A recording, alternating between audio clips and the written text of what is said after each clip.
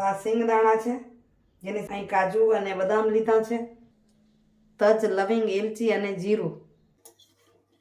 વઘારમાં નથી નાખવા, બદામના કટકા છે ને એને નાખી દઈશ, કાજુના કટકા. ગેસની ફ્લેમ અત્યારે બંધ કરી દેવાની.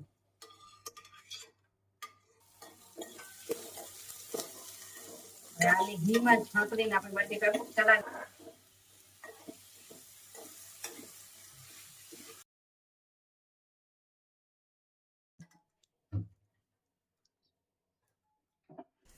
નમસ્કાર મિત્રો, કેમ છો?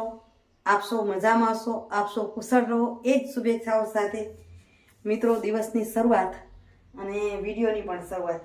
મિત્રો વાગ્યા છે 7:45 અને મંદિરેથી પાછા આવી અને આજે 11 છે એટલે કરું છું તૈયારી. અને સામો વઘારવો છે.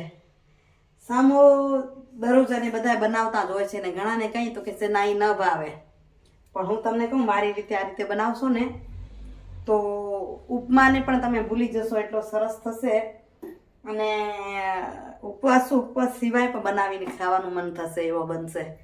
તો જો અહીં સામો બનાવવા માટે અહીં અમે આ સિંગદાણા છે, અહીં કાજુ અને બદામ લીધા છે, અહીં મરચાં અને બટેટા.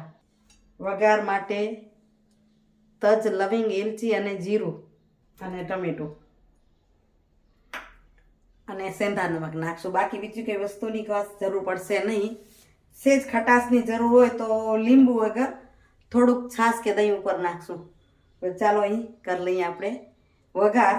અને સામાને છે ને મેં 2 કલાક પહેલાં પલાળ્યો હતો, એમાં 1 કલાક પહેલાં એને નિતારી નાખ્યો એટલે થોડો કોરો થઈ જાય, ધોવાઈ જાય અને કોરો પણ થઈ જાય, આમ તાકી શેકી અને મસ્ત લાગે. અહીં વઘાર માટે મેં ઘી લીધું છે, તેલ નથી લીધું. તો આ ઘીમાં આપણે પહેલા સિંગદાણાને શેકી લઈએ.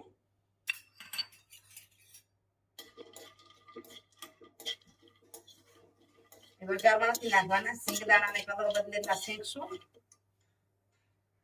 સેજ કલર બદલે ને એટલે એની અંદર આ જો બદામના કટકા છે ને એને નાખી દઈશ. કાજુને શેકાતા ટાઈમ જ ન લાગે એટલે. સિંગદાણા અવાજ કરવા માંડ્યા છે એટલે બદામ પડી ગઈ અને એની અંદર નાખી દઉં કાજુના કટકા.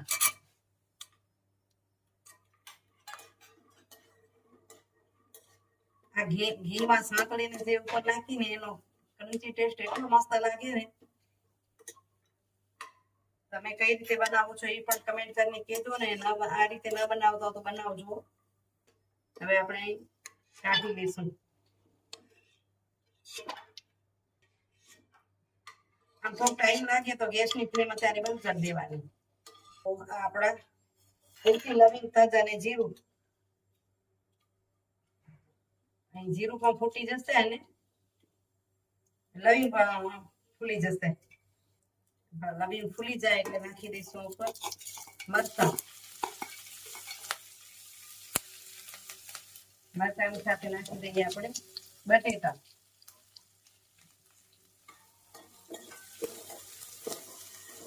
આની ઘીમાં જ છાંકડીને આપણે બટેટા ચલાવી લઈશું, થોડી વાર ચલાવીને. અહીંયા હું ઢાંકી દઈશ 1 મિનિટ માટે.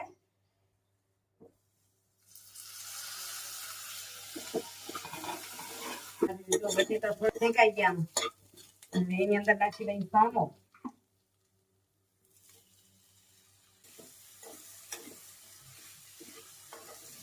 હવે બરાબર મિક્સ કરી લઉં. એની ઉપર નાખી દઈશું ટમેટા.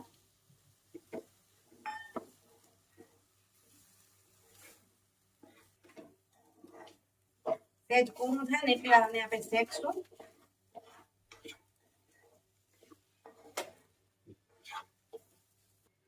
સ્વાદ અનુસાર નમક નાખી દઈશ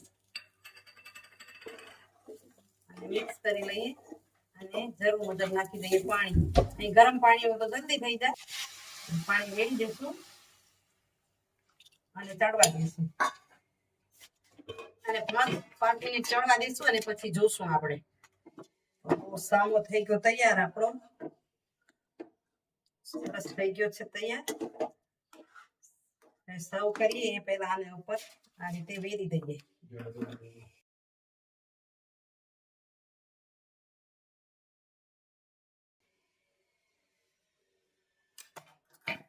આવી જાવ નાસ્તો કરવા.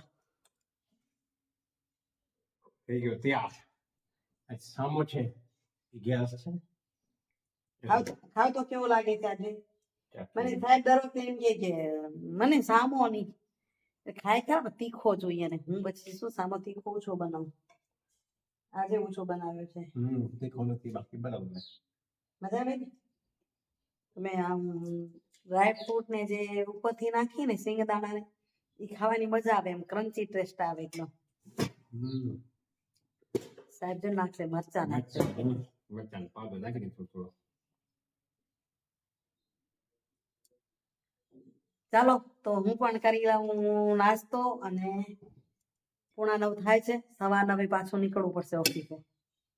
મિત્રો સવારે તો ઉતાવળમાં નીકળી ગઈ. અત્યારે સાંજના 6:45 થવા આવ્યા છે. પહોંચી છું ઘરે. હવે મંડીએ કામ કરવા. કપડાં લઈ લઈએ, વાસણ ગોઠવી લઈએ અને તૈયારી કરતા જઈએ. પેલા વાસણ થઈ જાય. આજે 11 છે એટલે એક શાંતિ છે. પેટને પણ હળવું શાંતિ થઈ રહેશે અને રાંધવામાં મને પણ શાંતિ થઈ રહેશે. પેટને આરામ અને મને આરામ, ડબલ આરામ મળશે. એટલે ક્યારેક ક્યારેક ઉપવાસ કરવા જોઈએ તો આરામ મળે. એવા સવારે સામો બનાવ્યો. આજે ઈચ્છા નથી પણ મને એમ છે કે ઢોકળા ઘણી વખત બનાવ્યા છે ફરાળી. હવે વિચારું છું કે એક દી વડા બનાવ અને એ પણ સાબુદાણા પલાળવા ન પડે, કાંઈ મહેનત ન પડે એ ટાઈપનું કાંઈક બનાવું. એ જ્યારે બને ત્યારે. અત્યારે સુવિચાર લઈ લઉં પહેલો અને પછી કપડાં બપડા ઉપાડીને ગોઠવીશ. તો મિત્રો આજના સુવિચારની વાત કરું તો 11 છે ને એને ભગવાનને યાદ કરી અને પ્રભુ શું કહે છે એમાં મારો વિશ્વાસ કેમ છે તમારી સામે કહું. ભગવાને પરમાત્માએ દરેક માનવીને એક જ માટીથી બનાવ્યા છે. એ જ રક્ત છે, એ જ હાડચામ છે. એટલે મને લાગે છે એમની પાસે મટીરિયલ તો એક જ હશે, એનાથી જ બનાવ્યા છે. પણ ફરક શું છે? કોઈને બહારથી ખૂબસૂરત બનાવ્યા છે, જોઈને મન મોહી જાય. ઘણા એમ કે કેટલો સારું છે અને ઘણા અંદરથી ખૂબસૂરત છે, જેનું હૃદય ખૂબ સારું છે. કદાચ રૂપ રંગ ઓછા આપ્યા હોય પણ દિલ બહુ જ સારું આપ્યું હોય. એટલે કોઈકને કાંઈ ને કાંઈ આપ્યું છે. આપણને પણ એક ઓળખવાની જરૂર છે કે રૂપાળા સારા દેખાતા વ્યક્તિ સારા છે કે અંદરથી જે સારા છે એ પણ સારા છે. અને આવી જ્યારે વાત આવે, જ્યારે જેમને રૂપ ના આપ્યું ને ત્યારે ઉદાસ થઈ જાય. મનથી એમ થાય ભગવાને આપીને અમને રૂપ પણ ના આપ્યું. ક્યારેક એમ ઉદાસ થઈ જાય કે મને પૈસા ના આપ્યા, ધનવાન કરોડપતિ બનાવ્યા, આપણી પાસે તો એ નથી. તો ત્યારે પરમાત્મા વ્યક્તિઓને કહે છે, હે માનવ તું ઉદાસ ન થા, હું હંમેશા તારી સાથે છું. તારા કર્મ આધીન તને દેહ મળ્યો એ જ પ્રમાણે સુખ શાંતિ અને સમૃદ્ધિ પર તારા કર્મ આધીન મળ્યા, પણ તારી સાથે તો છું જ હું. હંમેશા હું તારે સાથે છું. તું આંખ બંધ કરી અને મને દિલથી યાદ કર તો હું તારી અંદર તારો વિશ્વાસ છું. આ વિશ્વાસ છે ને એ જ પરમાત્મા છે કે જે કાંઈ થઈ રહ્યું છે એ સારું થઈ રહ્યું છે, સારું થશે અને સારું હતું. ક્યારે નિરાશ ન થાવ, ક્યારે ઉદાસ ન થાવ. હંમેશા સકારાત્મક જ વિચારો. બધું જ સારા માટે થઈ રહ્યું છે. મિત્રો આ સુવિચારની સાથે હું વિડીયોનું એન્ડિંગ કરી નાખું. કદાચ વિશેષ વિડીયો નથી.